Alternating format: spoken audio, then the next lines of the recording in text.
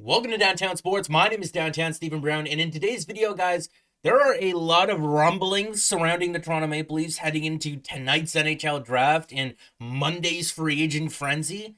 So let's jump into them.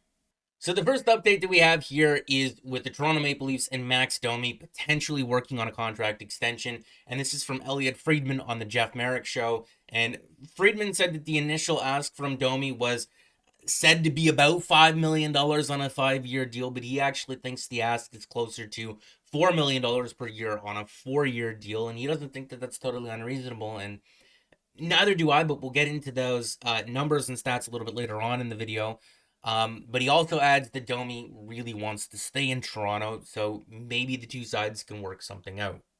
Next up is from Chris Johnston on Insider Trading regarding Tyler Bertuzzi, and he had said that it sounds like Bertuzzi is willing to work with the team on not just the length of a potential contract extension, but also the money, and that he would really like to stay in Toronto. And we'll get into the numbers in a second on both Domi and Bertuzzi and take a look at, if you could only keep one, which one would you pick? But if they could figure out a way to keep both, I would really like to, because maybe a lot of this is just lip service and these players and their agents are just saying the things that we fans want to hear. But at the same time, if they mean it and they're actually going to put pen to paper and put their money where their mouth is, I guess, that would be a very, very refreshing thing in Toronto after just years and years of players signing here and then using Toronto as like a stepping stone to get a larger contract elsewhere. But if you listen to Brad Treliving at his media availability the other day, it sounds like the Maple Leafs are going to prioritize their blue line first and then circle back on everything else. And I don't blame them, because if you're caught in the middle of the season needing a top four defenseman, at the trade deadline, those are usually the guys that end up going for the top prospect or a first round pick. But every single season, there seems to be at least a couple of wingers that slip through the cracks that go for very reasonable prices. Vladimir Tarasenko went to the Panthers this year for 2 third-round picks. Tyler Toffoli got a second and a third-round pick to go to the Jets. And Anthony Duclair was a prospect and a third-rounder. The Lightning actually got back a pick as well in that deal. The point being is that if you need a scoring top 6 winger, those players are available and you don't have to give up a first-round pick or a top prospect to acquire them. But if you need a defenseman, those guys are not available for those prices. And it's not that the Maple Leafs don't have any cap space to work with this offseason. They have a pretty healthy amount. They got about $20 million to spend. But at the same time, they have some pretty glaring holes as well. Once you sign 2 top 4 defensemen, a backup goaltender, and fill out a couple of spots on the wing here, you can see just how quickly that cap space ends up going from almost $20 million to just a little bit over 5. But they do have space to keep one of those players. Maybe if they were to get a little bit more creative, maybe you move on from a player like a David Kampf. You could stretch that money, and if those 2 players really did want to stay in Toronto, maybe you could make something work. But at the same time, I don't necessarily know if the Leafs need both of these players. If you're moving on from a player like David Kampf, I would ideally, I know Max Domi played center in the playoffs and he can do it if you really needed him to, but that is not where he's best suited. There's a lot of numbers on the screen right now, and I'm going to try to explain them the best that I possibly can, but if you want to pause the video and look at it for yourself, you can also do that, but if you want to stick with me, I'm going to try to explain it the best that I can here. If you zoom out a little bit, if you widen your scope, Max Domi quickly becomes the 3rd best player on any line that he was on this year, involving Austin Matthews. And the most common trio of players involving Domi and Matthews also involved Bertuzzi. Great, so we got a direct comparison here. And those trio of players were fantastic together. They were awesome. Not just in the expected and the actual results, but in theory, playing those 3 guys together allowed you to spread Mitch Marner and William Nylander out over 2 other lines. And the Maple Leafs should have had 3 dynamic scoring lines heading into this year's playoffs, but Matthews got hurt, Nylander got hurt, and things quickly fell apart. But the next 2 columns on this chart are isolating the trio and looking at them as duos. So Matthews with Bertuzzi, but without Max Domi. And you look at the numbers here, in way less offensive zone opportunities, the duo of Matthews and Bertuzzi were still able to put up fantastic results. But if you look at the duo of Matthews and Domi without Bertuzzi, still very good results, but there's a little bit of a kink in it. If you just look at the percentages, you're not getting the full story, because if you look at the actual quantity and quality of scoring opportunities that was produced, yes, they were slightly better defensively together than what Matthews and Bertuzzi were, but they were also producing way less offense. And I don't know about you, but any combination, a duo or a trio of Austin Matthews that produces less in terms of the quantity and quality of scoring opportunities is just not as good. And then to be fair to Max Domi here, looking at Domi's numbers without either Matthews or Bertuzzi, and I also excluded David Kampf there because I didn't think that was very fair to Max Domi. The numbers for Max Domi without either of those two players, excluding Kampf as well, are just kind of okay in a lot of offensive zone opportunities. The trio that Max Domi was best with last year that didn't involve either Bertuzzi or Matthews was when he played center in between Nick Robertson and Calle Jarnkrok. And the percentages here look pretty good, but again, once you get to looking at the quantity and quality of those scoring opportunities that were produced, it's disappointing when you're considering how many offensive zone opportunities this line was being given. But here's where we circle back and put a bit of a bow on the conversation. Max Domi in the playoffs really stepped up. When Austin Matthews went down, he didn't just play center on the third or fourth line. No, he was playing center on one of the top two lines, and he was winning a bunch of faceoffs and was on the ice for 5 of the 12 goals that they scored in that series. So Max Domi can be versatile. He can step up when you need him the most, and you saw that as he got a larger role as the season went on. Eventually when he did find a home playing next to Matthews and Bertuzzi, he thrived. There's a reason the trio of Bertuzzi, Matthews, and Domi put up better results than just the duo of Matthews and Bertuzzi. And part of that is the reason the trio got more offensive zone opportunities, so the numbers are going to naturally be a bit better. But also, if you're looking at what that duo is missing, it's a playmaker. And there are very few guys in the NHL, maybe like 10 or so, that have put up better assist rates than Max Domi over the last couple of seasons. And over the last couple of years, ever since Zach Hyman left, the Maple Leafs have gone through a laundry list of players playing next to both Austin Matthews and Mitch Marner, and one after the other, it doesn't work. But now they found two, which allows you to spread your depth out a little bit more. To lose both or to only keep one of them would be disappointing. When Mitch Marner went down to injury and Max Domi got promoted to playing with Austin Matthews, he had 15 points in 17 games, 13 assists, and he was awesome. This was first pointed out by Corwin over at Bar Down on a TSN broadcast of a Leafs game later on in March, but I tried to find 2 good examples pictures here because I couldn't find the original video, but this is a picture of how Tyler Bertuzzi taped his stick at the beginning of the season compared to the end. And obviously there's that really funny video of him on the bench putting a singular strip of hockey tape over the top of the knob of his stick, and that's how he does it. He also skates with his tongues out on his skates.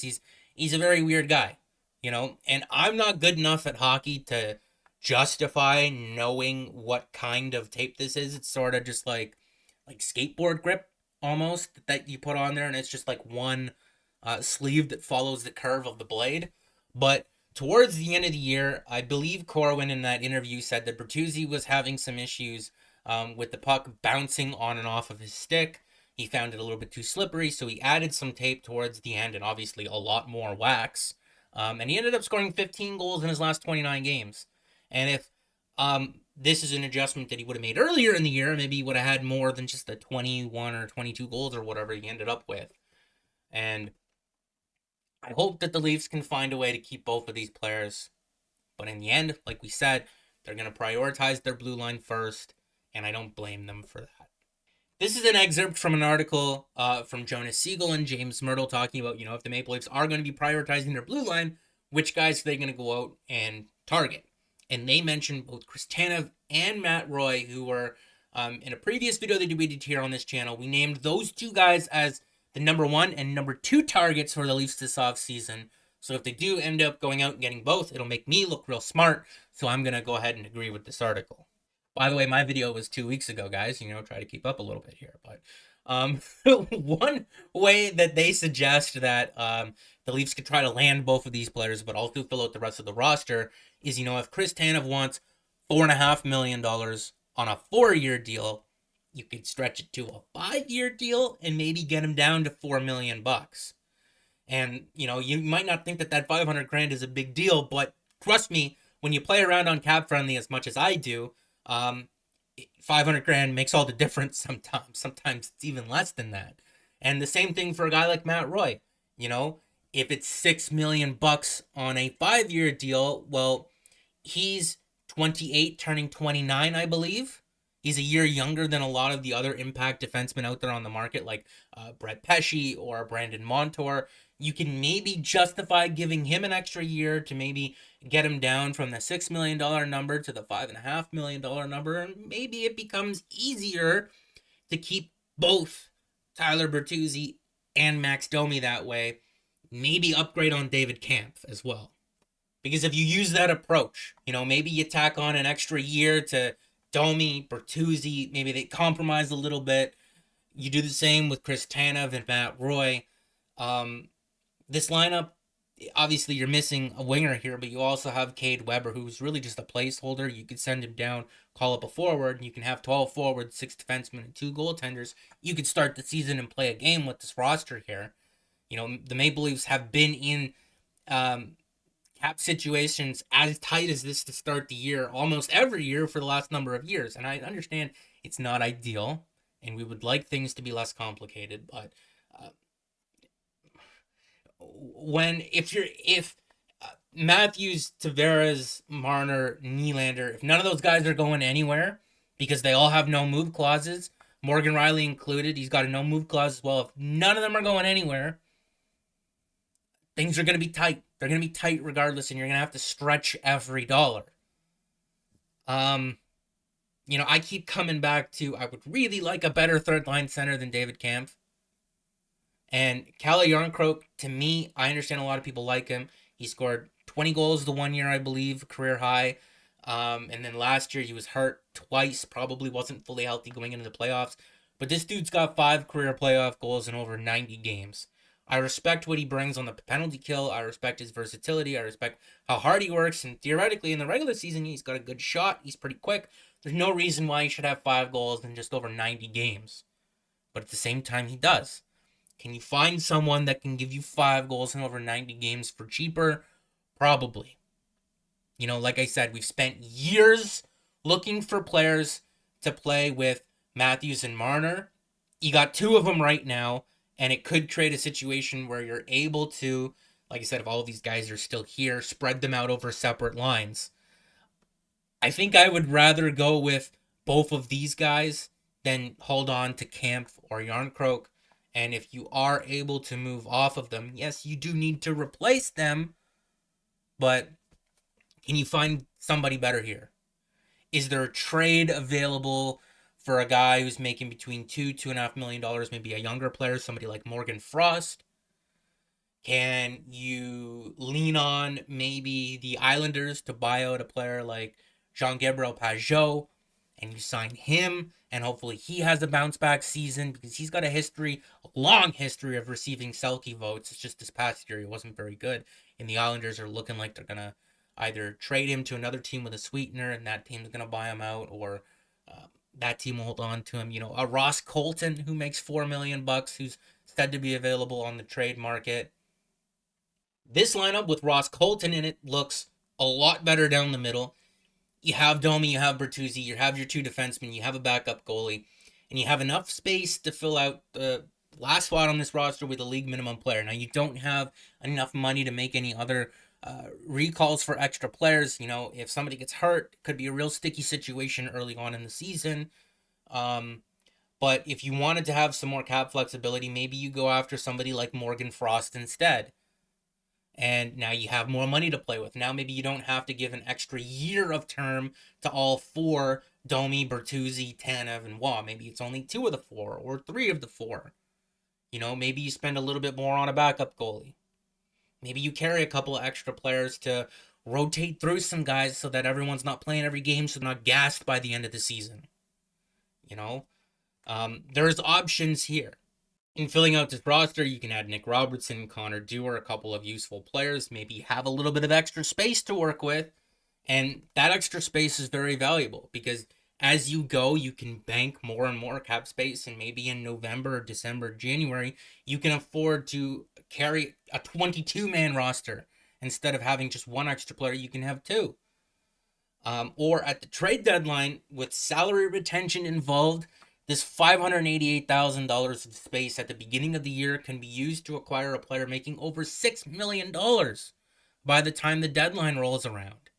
You know, you can have so many options open and available to you. And of course, all of it goes out the window if they're able to move on from a player, or if they want to move on from a player like John Tavares or Mitch Marner. All of it goes out the window because the numbers are so large here that I don't know. I don't know. You know, it's an entirely different video. It's an entirely different outlook. And until it actually happens, I almost don't believe that it will. I understand we went sort of in this video, you know, we really looked at a wide scope of things here, but this could potentially be something that they do. And I'm going to say it, and I'm going to be honest with you. If they're able to do something like this, you could sell me on the idea of running it back. I have no appetite, however, to watch David Kampf be the third line center on this team.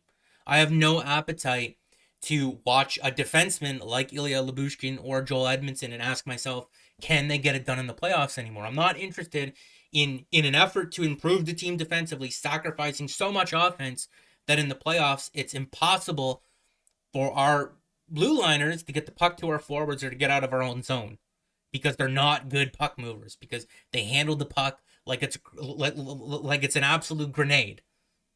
You know, I'm not willing to watch that. I'm not willing to try to convince myself to do that. But in this scenario, you're adding 2 very good defensemen that are very good defensively, but also are not black holes offensively. Matt Roy, slightly above average offensive player. Chris Tanev is right around neutral or so, while being a very good shutdown player.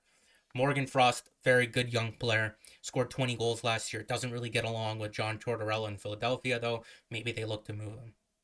Maybe these guys, maybe they do really want to stay and be Maple Leafs. I don't know. I guess we'll find out in the next week or so.